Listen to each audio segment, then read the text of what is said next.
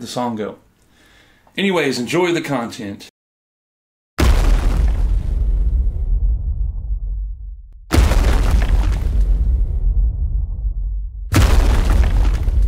あれはゴジラ。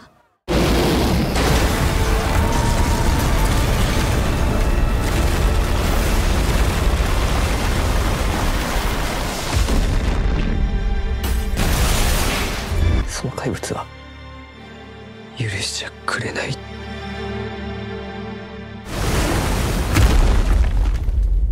ゴジラ-1。Hello everybody, it's your boy, the Punk Otaku Scribe, and this guy is certainly having a moment. Big G has a lot going on right now. He turned 69 this year. Nice. He's got a big American TV show going on right now. He's got a big American movie coming out next year. But more discussed than either one of those things is Godzilla -1. Directed by Takashi Yamazaki, Godzilla -1 is the first Toho Godzilla film since 2016's Shin Godzilla.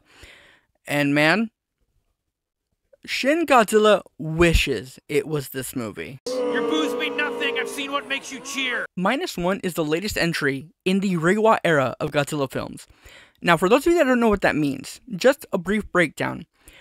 Each generation of Godzilla media is named after the political era in Japan that they were released under. So, for example, the films released from 1954 to 1975 are known as the Showa era films.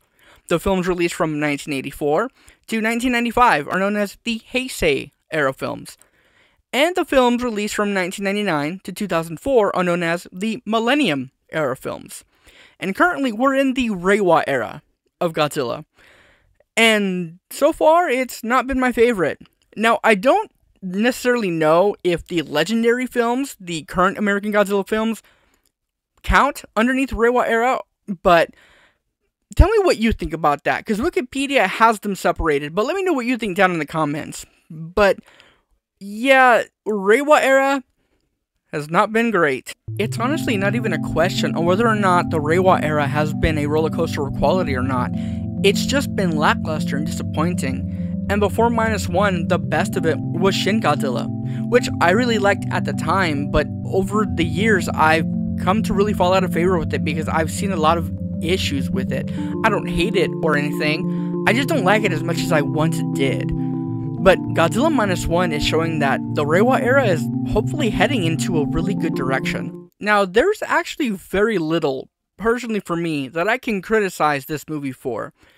But there is a lot that I can praise it for. There's actually so much that I honestly struggle to find where to start when it comes to that. So, before I really get into it, let's just start off with the premise. Our story here takes place in post-war Japan, and we follow the story of Koichi, played very well by Kamiki Ryunosuke. Koichi is a Japanese pilot who runs away from his kamikaze mission, and to those who know this fact about him, he's disgraced by. They think that he's a failure, and that he's just the worst person to have ever lived. They feel as if, because he ran away from this mission, that he's failed the country. And it's because of this that Koichi's story is one of pride and shame and guilt and eventually redemption.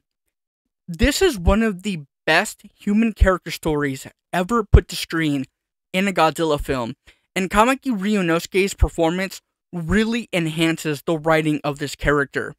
Whenever Koichi is in a panic, you feel it. When he's happy, you're happy with him.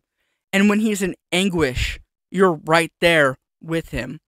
There is a scene where Koichi is witness to utter destruction laid by Godzilla, and he's one of the only survivors, if not the only survivor of this ordeal, and he's so traumatized by what he's witnessed that he can't help but just scream in anguish to the heavens. It was this scene that cemented my love for this movie, as well as my love for this performance. Kamiki Ryunosuke is a powerhouse of an actor, and Koichi is quite possibly one of my favorite characters in the entire Godzilla franchise. I can honestly say that that sentiment goes to the other characters in this cast as well. They all stand out so much, and the caring that went into the writing for them really shows.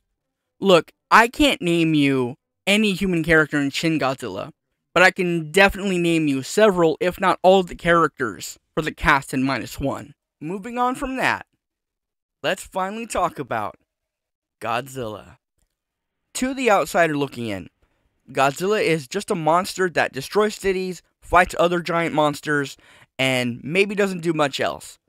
But to us, as a fan base, we know that he's a character with personality, and a lot of it.